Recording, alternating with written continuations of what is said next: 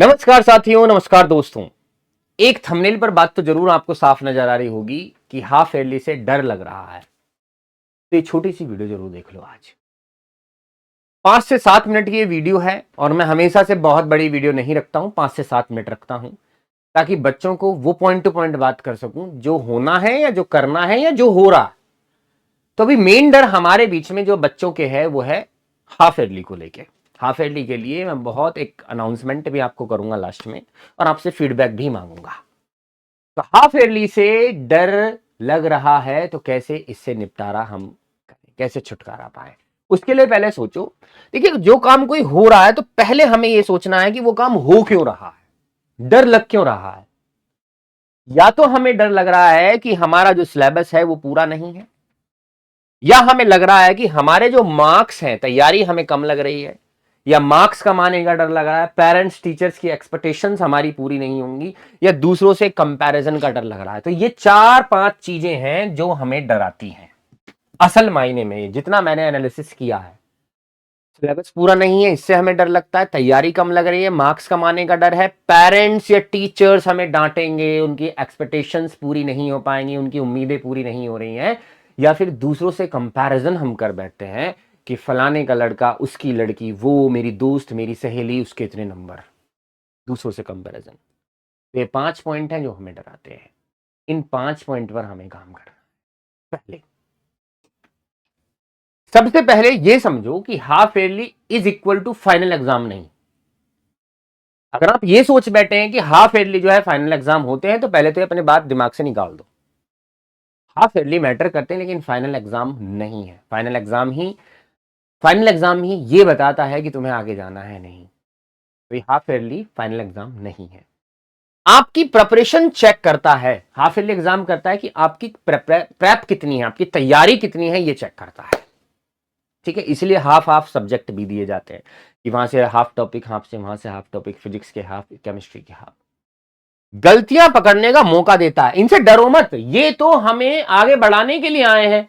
Half yearly exam जो आए हैं कि भाई हम अब तक जो गलती कर रहे थे उस गलती को पकड़ने का मौका देंगे हमें कि हाफ ईयरली में हम क्या गलती करें, वो गलती आगे ना हो। और याद रखें, अभी सुधार की पूरी गुंजाइश है। अगर आप सोचें कि अब तक कुछ नहीं पढ़े हैं या हाफ ईयरली में कैसे करेंगे कैसे ना करेंगे, तो गुंजाइश अभी पूरी है कि आप अच्छे से मार्क्स ले पाए अपने फाइनल एग्जाम्स में। तो half yearly is equal not final exam. बराबर नहीं है, दोनों अलग अलग चीजें हैं। कम मार्क्स आए तो दिमाग में आ जाते, अगर कम मार्क्स आ गए तो कैसे करोगे यार, आफत आ जाएगी ये तो। फिर दोबारा सोचो कि कम मार्क्स इज इक्वल नॉट कमजोर स्टूडेंट। कम मार्क्स का मतलब ये नहीं है कि आप कमजोर स्टूडेंट हैं।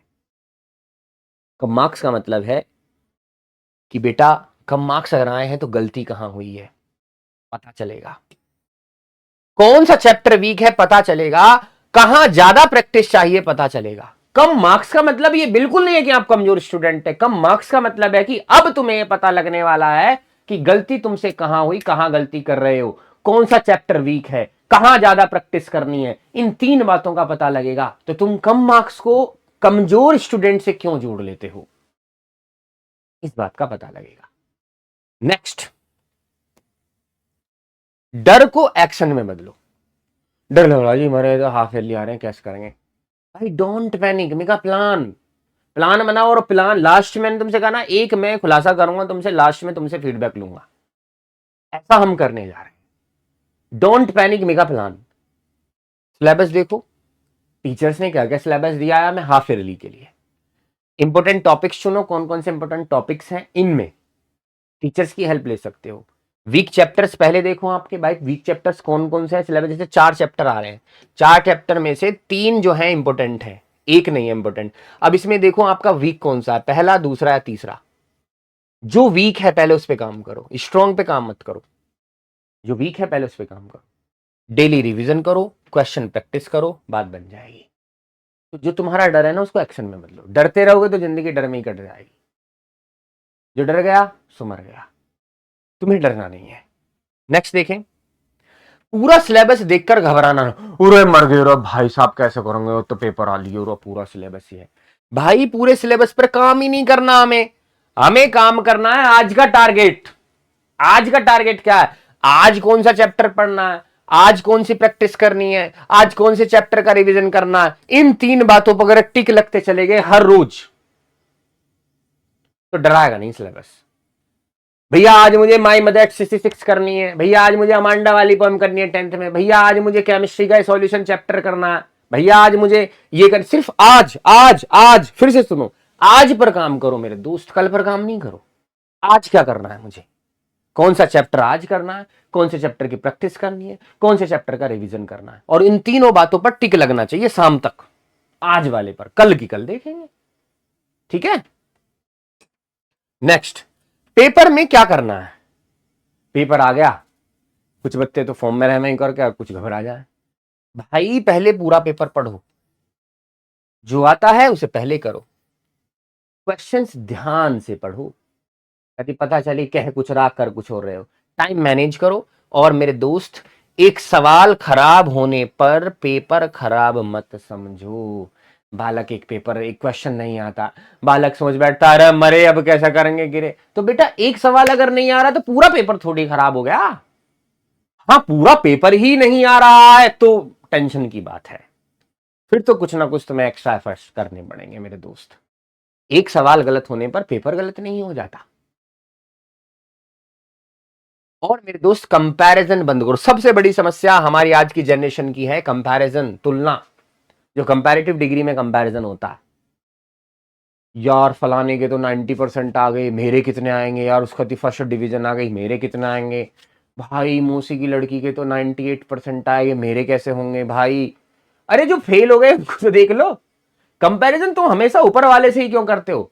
कंपैरिजन अगर तुम्हें करनी है तो खुद से कंपैरिजन करनी है मेरे दोस्त, दूसरों से कंपैरिजन मत करो। कि तुम जब पिछली तैयारी कर रहे थे, पिछली प्रिपरेशन कर रहे थे, तो वहां से कंपैरिजन करो कि 10th में मेरे कितने आए और अब मुझे कितने लाने। कंपैरिजन इससे होना चाहिए, खुद से, दूसरे वाले से नहीं। हो सकता है दूसरे ने कहीं मामला गड़बड़ रखा हो सकता है वो चिट ले गया हो, तो तुम्हें अपने आप से लड़ाई लड़नी है, किसी दूसरे की लड़ाई नहीं है। कॉम्पिटिशन विद योरसेल्फ, खुद से लड़ाई लड़ो, खुद से तुलना करो, खुद से कंपटीशन रखो कि मेरी पिछली क्लास में इतनी परसेंटेज थी और अब मुझे बढ़ाकर इतनी परसेंटेज करनी है। और नेक्स्ट मेरे बच्चे, एक गलती मत करना, पेपर खत्म होने के बाद खुद को जज मत कर लेना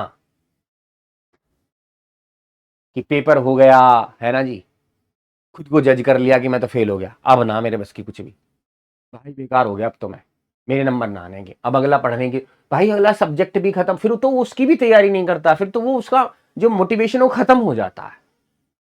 फिर वो सोचता है कि यार पेपर खराब हो गया, अब तो मैं आगे की तैयारी ही नहीं कर रहा। तो मार्क्स देखो मेरे बच्चे, और मार्क्स देखने के बाद फिर मिस्टेक्स देखो कहां कहां पर है, उनका सुधार करो, आगे बढ़ो। ये थोड़ी तुम एक पेपर में खराब हो गया तो फिर करोगे नहीं कुछ, ऐसा नहीं करना। और मेरे दोस्त, लास्ट बात याद रखो कि हाफ ईयरली तुम्हारा फ्यूचर डिसाइड नहीं करता। अभी तुम सोच रहे हो कि फ्यूचर डिसाइड करेगा, इससे ही मेरा फ्यूचर बनेगा। ये सिर्फ बताता है कि फाइनल एग्जाम से पहले मुझे कहां सुधार करना है। यानी half yearly is equal to mistakes that you will do in your final exam.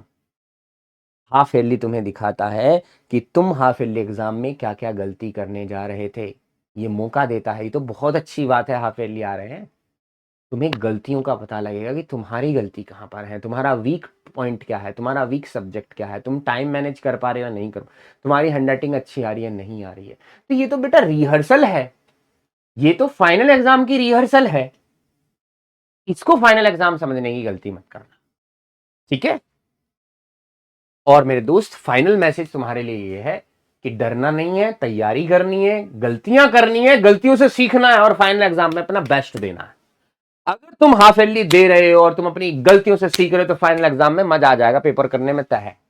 तो फाइनल मेरे बच्चे, हाफ ईयरली का एक पड़ाव है, ये मंजिल नहीं है। मंजिल तो तुम्हारा फाइनल एग्जाम, बोर्ड एग्जाम है, तो ये मंजिल नहीं है, तो गलतियां तुम्हें दिखाएगा कि 4 टॉपिक तक, 4 लेसन तक, 5 लेसन तक मेरी क्या प्रिपरेशन है, कहां मेरी गलती चल रही है, कहां मुझे सुधार करना है।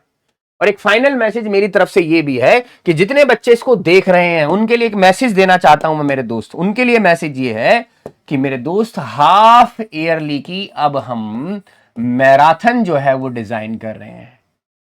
हाफ ईयरली की मैराथन, हाफ ईयरली की मैराथन हम डिजाइन कर रहे हैं, यानी हाफ हाफ सिलेबस जो पेपर में आने वाला है उसकी मैराथन आपको मिलेंगी। फिजिक्स की मिलेगी, केमिस्ट्री की मिलेगी, बायोलॉजी की मिलेगी मेरे दोस्त, हिंदी की मिलेगी, इंग्लिश की मिलेगी, मैथ्स की मिलेगी, हर किसी की आपको हाफ ईयरली की मैराथन अब मिलने वाली है। तो मुझे जरूर एक बार मैसेज करें कमेंट में कि हाफ ईयरली की मैराथन के लिए आपका क्या विचार है, क्योंकि हाफ ईयरली सभी में होने वाले हैं, टेस्ट जो है सभी में होने वाले हैं, 4-4 5-5 टॉपिक के जो भी वो दे रहे होते हैं टीचर्स, उन पर हमें एक मैराथन जो है वो डिजाइन करनी होगी। तो ये खुशखबरी भी आपके लिए थी। तो और मैं कह रहा था कि हाफ ईयरली से डरो मत, और कोशिश ये है कि 10th वाले, 11th वाले और 12th वाले सभी के लिए हाफ हाफ ईयरली की मैराथन जो है वो लगाई जाए, ताकि उनका डर कम हो पाए। तो ये शेयर कर देना सभी को मेरे दोस्त साथी, और कोई भी अगर समस्या है तो मुझे बताना। हाफ ईयरली की तो हम पर वो टेंशन छोड़ दीजिए, मैराथन हम डिजाइन करने का प्लान कर रहे हैं आपका, बाकी आप कमेंट करके बता दीजिए। मिलते हैं, नमस्कार, जय हिंद।